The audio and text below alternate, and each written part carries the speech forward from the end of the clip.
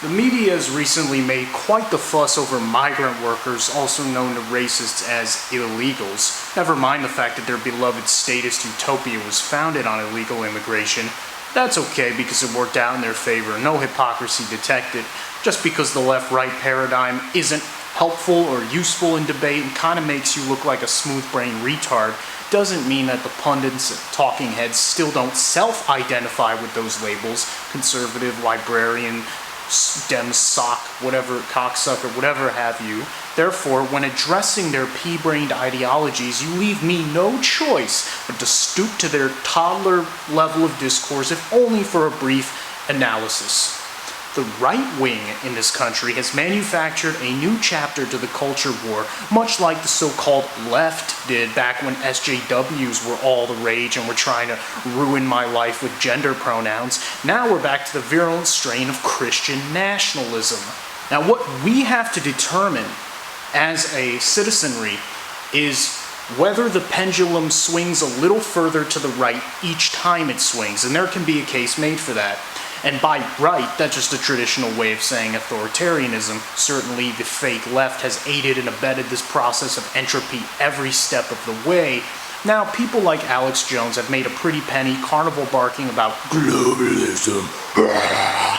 But if you use that term as a go-to blanket, every single argument you're making, it loses all context and importance. For instance, if I were to promote a nationalized healthcare system to bring down the cost of insulin, Narcan, shit that's actually useful medically, would I be a nationalist? Technically, yes, though not in the correct way according to right-wing charlatans.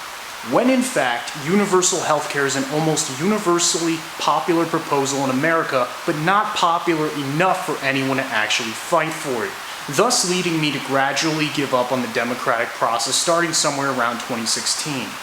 Leaving only your occasional ballot initiative to go out and voluntarily support should that apply to my life. Most of the time it doesn't.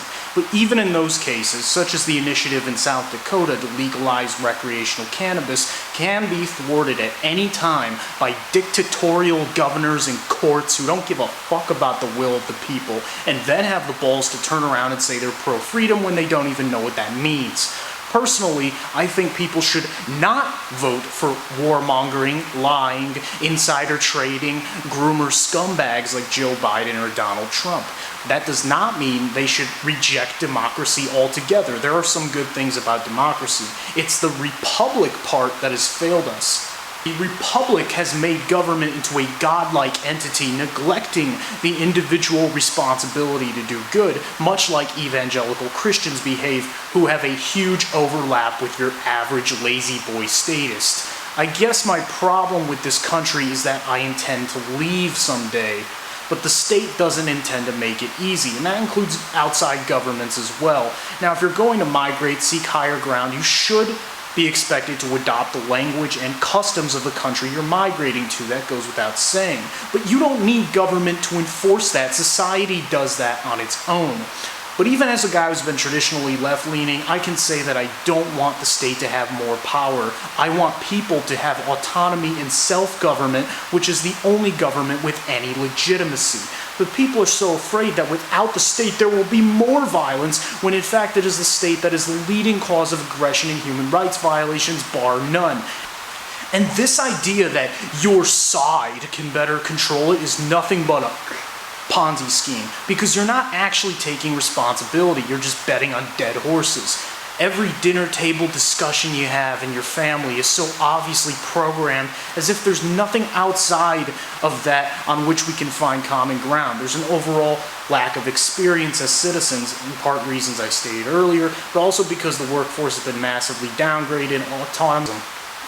And as we face the threat of manufactured shortages, instability is starting to show its ugly face. The curtain is coming down, the system is collapsing. But here's the thing, I don't really want to see the end times in particular. I mean, I don't care. I'd rather see utopia. I want high-speed rail in this country.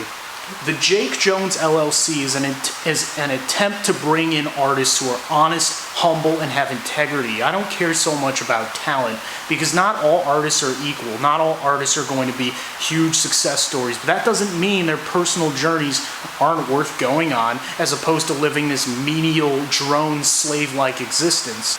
Now, because I do so much work across so many mediums, it's best for me to have it all in one place so I can organize it properly. On my new website, I intend to release my next album for sale, as well as my books and a comedy special that I'm working on. All digital for now. That's the way I wish my art to be presented. I don't want to just be another artist floating out in the ether. I want people to know my brand and associate it with greatness. And that will involve a lot of trial and error and ever-evolving marketing campaign. I don't much care about what goes on in the metaverse anymore because the mechanics of each individual news story are so blatantly obvious, like the DeSantis campaign stunt. They all do it. You're not going to get a candidate in this climate who calls out police brutality for what it is, the state monopoly on violence. Cops are nothing but gang members who are prioritized over private citizens because they enforce the will of the elite.